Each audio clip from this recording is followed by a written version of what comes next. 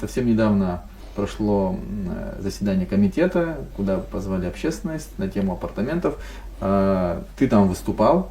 И вот эта фраза о том, что это закон об апартаментах, это грузинская мечта, она очень широко распространилась.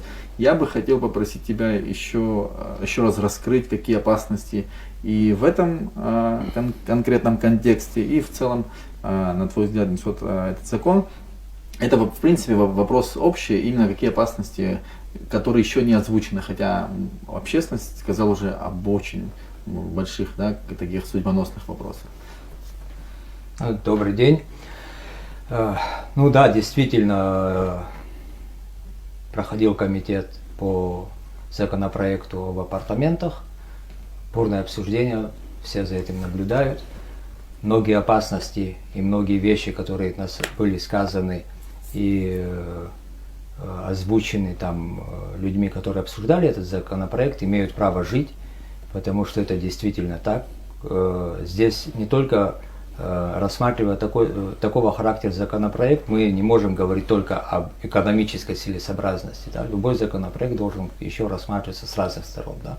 Не только экономика, но и безопасность, как это повлияет на демографию, как это повлияет на вообще на положение внутри Абхазии, как изменится облик Абхазии, облик города. Да? То есть все эти вещи должны быть продуманы прежде всего.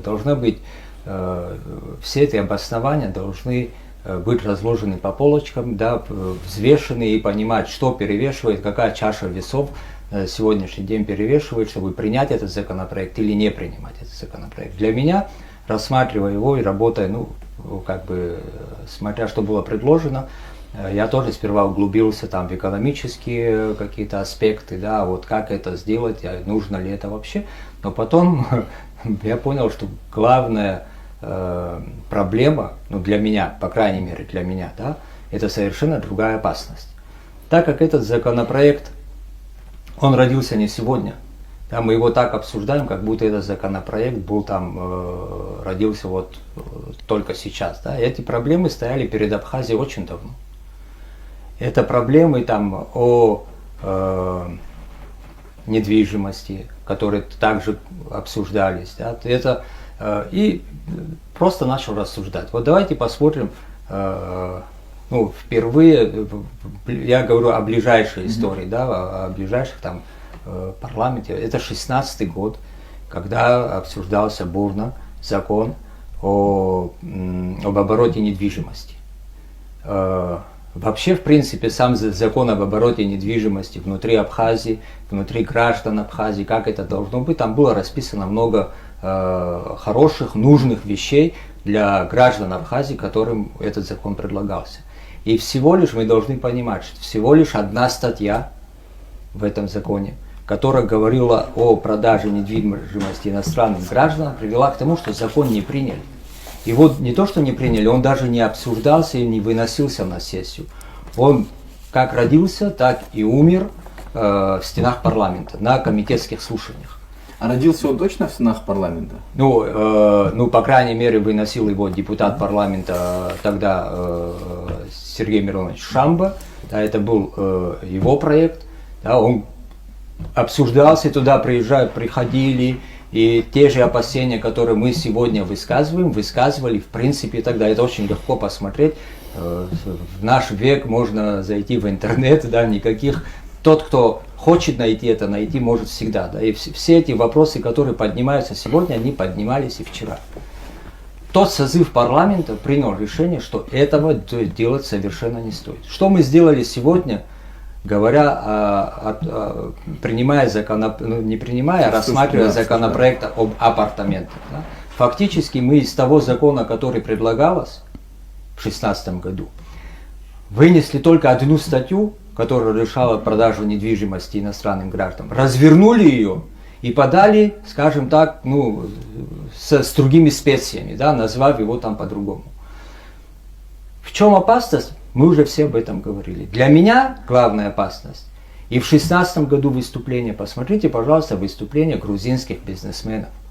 Посмотрите выступление грузинских политиков, которые говорили, что и знали, что такой законопроект обсуждается, обсуждали его, давали тогда интервью, да, и начиная, я не знаю, от всех, ну, более-менее богатых грузин, которые там находятся в России, да, они все были готовы к тому, что этот законопроект принятся. Для чего? Они говорили, что мы начнем строить дома там, и ничего им это не запретит, да. И в то же время, чтобы не поссорить абхазов с теми, кто там вернется, да, мы им будем просто покупать новые квартиры, новые дома. Это фактически возвращение беженцев. Для меня частично это возможно, и этот законопроект, кстати, не будет регламентировать, не регулировать этот процесс, он не регулируем, потому что прежде всего это касается, мы говорим об иностранных гражданах, мы сегодня прекрасно понимаем, что немалая часть беженцев, их там детей, которые уже выросли, да, и вообще являются по своей сути россиянами. Говорит, ну они же россияне.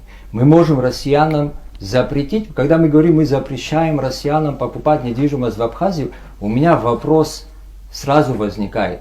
А грузины, проживающие в Москве, что не являются россиянами? Конечно. Более того, я скажу, все общины грузинские готовы вложиться деньгами. И у них эти фонды уже давно создаются. Они давно созданы. Они просто ждут отмашки. Поэтому я не понимаю, когда мы говорим о том, что мы этот закон должны принять, и вот и считаем экономическую составляющую этого закона. У нас прежде всего на чаше весов не экономика, а безопасность.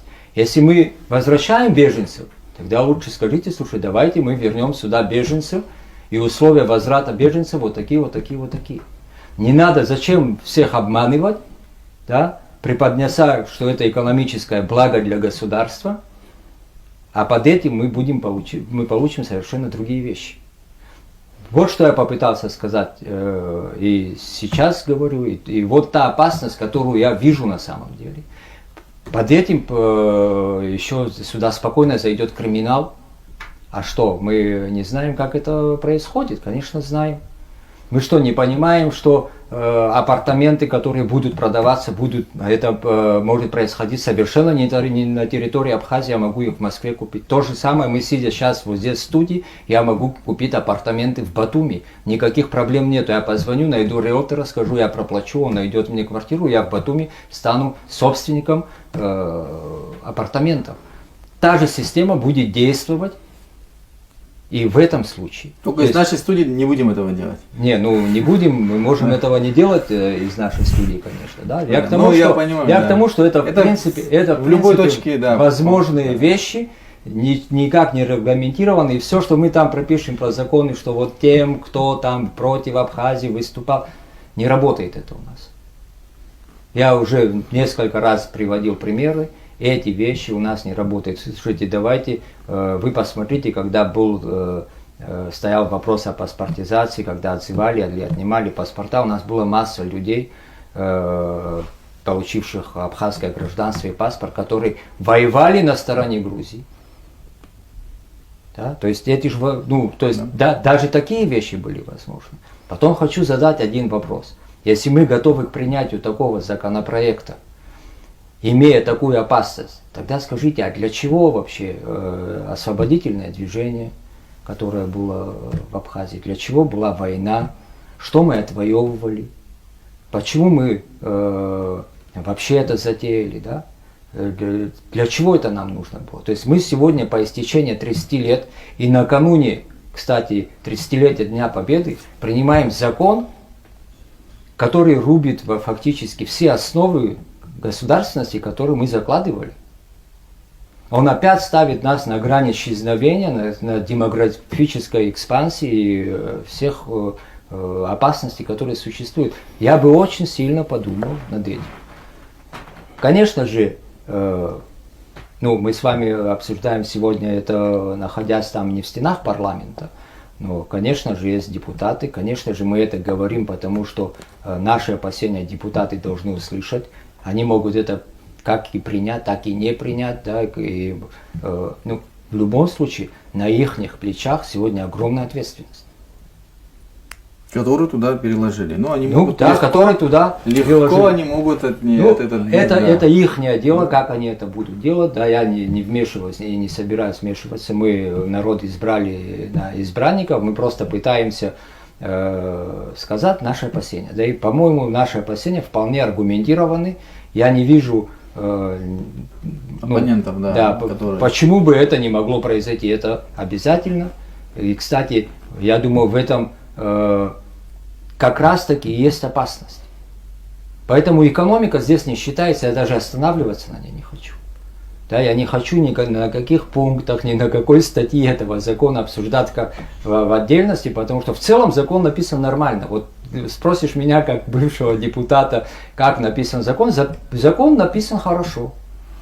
Ну, есть разные мнения на этот счет. Не, тоже, ну да? написано нормально, Да. как если придерживаться буквы закона, да, он написан хорошо. Ну, здесь речь а если идет, говорить о духе закона, да, то тут никакого духа закона не существует. Здесь речь идет, если нам как бы это преподносит как же место размещения для туристов, так же как это нам преподносится, да, тогда реально можно написать закон об обороте коттеджей, не знаю, отдельно о гостиницах. давайте Закон о туризме, например. Ну, Да. это я даже, будучи, допустим, у нас будет закон о туризме, и потом по каждому из этих как бы пунктов В отдельность. отдельно, да. Вообще, Ну, да, поэтому- если чуть-чуть, ну тогда уже раз мы так углубляемся, да, тогда я скажу, вообще термин отели, апартаменты, да, это туристический термин.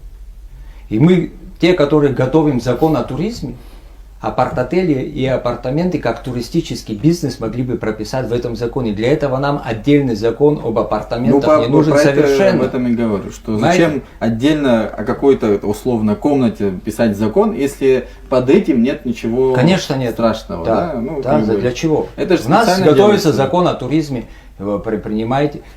В конце концов, стройте дома отдыха, восстанавливайте. Мы когда говорим об инвестициях, да, все время говорим инвестиции, но часто под этим словом инвестиции у нас стоят просто продажи. Да? То есть мы хотим просто продать, Купля-продажа, да.